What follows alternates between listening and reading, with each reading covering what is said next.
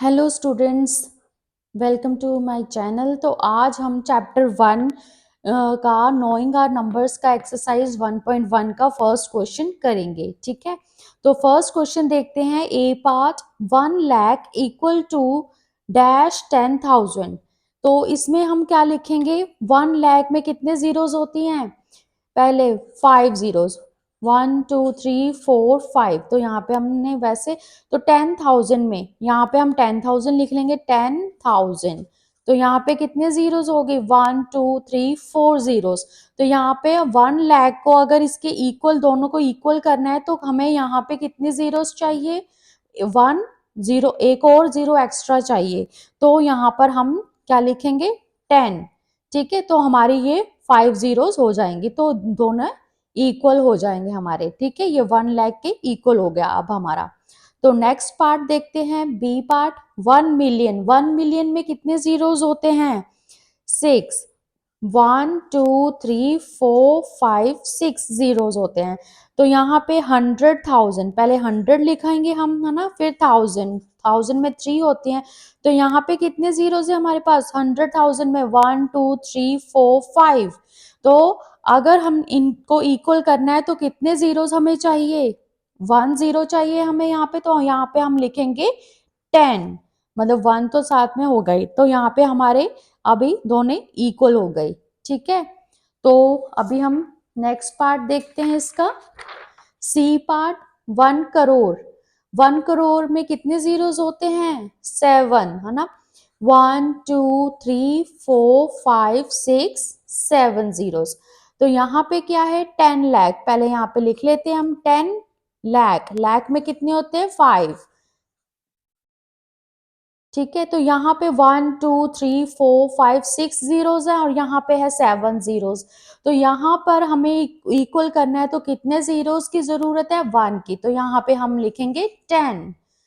तो नेक्स्ट हमारा D. D में 1 crore equal to dash million. तो 1 करोड़ में हमको पता है 7 जीरोस होती हैं। तो यहाँ पर 3 3 6 7। तो यहाँ पे 1 मिलियन में कितने जीरोस होते हैं? 6 जीरोस होते हैं। तो यहाँ पर हमें इक्वल करने के लिए कितने जीरोस चाहिए? 1 जीरो। तो यहाँ पे हम 10 लिखेंगे। तो नेक्स्ट है हमारा 1 मिलियन। 1 मिलियन में 6 जीरोस होती हैं। तो यहाँ पे लाख, 1 लाख, लाख में कितने जीरोस होती हैं? 5 जीरोस। तो यहाँ पे 5, यहाँ पे 6। तो यहाँ पे हमें इक्वल करने के लिए कितने जीरोस की जरूरत है? 1। तो यहाँ पर हम 10 लिखेंगे। तो ये इस तरह से हमने फर्स्ट क्वेश्चन करना है। तो ये एग्जाम्पल के तौर पे आपको मैंने ऐसे लिखा था। तो ये हो गया हमारा क्वेश्चन नंबर 1। अभी बढ़ते हैं हम अपने नेक्स्ट क्वेश्चन की तरफ। नेक्स्ट क्वेश्चन में क्या करना है हमने? Place commerce correctly and right the numerals. हमें मतलब ये हमें मतलब दिया हुआ है नंबर नेम है, इसमें हमें पहले न्यूमरल में लिखना है, नंबर में लिखना है और उसके बाद कॉमा इंसर्ट करना है, इसमें कॉमास लगाने हैं। तो ये फर्स्ट हमारा क्या है? 73,75,307। अब हमने सबसे पहले इससे ये देखकर हमें ये पता लगाना है ये कौन सा नंबर सिस्टम है, इंडियन नंबर सिस्टम और इंटरनेशनल नंबर सिस्टम। तो ये लैक है, लैक किस में आता है? इंडियन नंबर सिस्टम में। तो हम उसके अकॉर्डिंगली अभी करेंगे। तो सबसे पहले लैक में हमारा यहाँ पे 73 लाख। यहाँ पे कितने? अब हम 73 लाख में मतलब कितने डिजिट्स होते हैं? 5। 5 के बाद हमारा 73 आएगा, तो हम 73 लिख देंगे यहाँ पर। ठीक है, तो फिर उसके बाद हमारा आ जाएगा 75,000। तो 75,000 लिख दिया। 307, यहाँ पे 307 आ गया।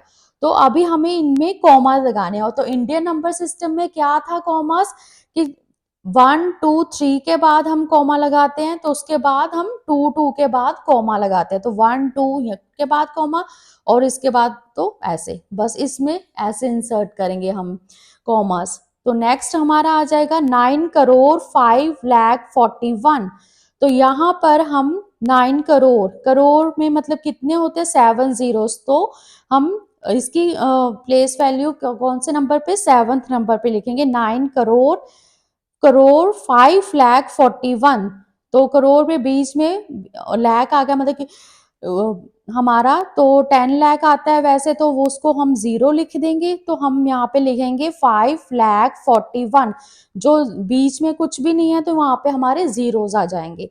तो अभी हमने कॉमा लगाना है, तो ये कौन सी नंबर सिस्टम है, इंडियन नंबर सिस्टम। तो इंडियन नंबर सिस्टम में हम पहले 3 के बाद कॉमा लगाते हैं, फिर उसके बाद 2 के बाद कॉमा लगाते हैं।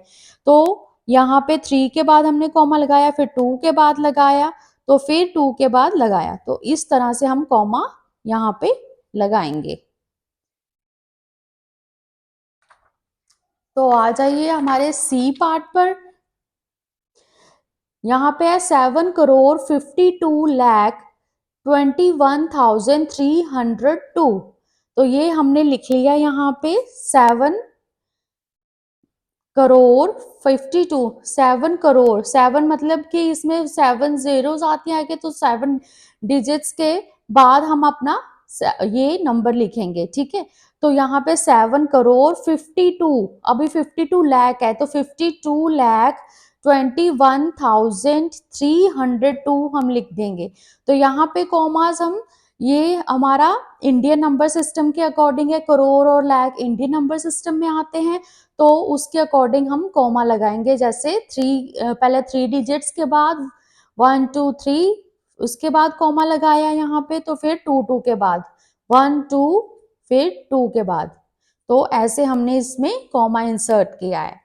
तो हमारा डी पार्ट है 58,403,202। तो यहाँ पर हम इसे पहले न्यूमरल फॉर्म में लिखेंगे। 58 मिलियन, मिलियन में कितने होते हैं, 6 डिजिट्स, 6 डिजिट्स के बाद हम यहाँ पर लिखेंगे 58, फिर उसके बाद आ जाएगा हमारा 403,000, 423 मतलब 423 आ जाएगा हमारे यहाँ पे।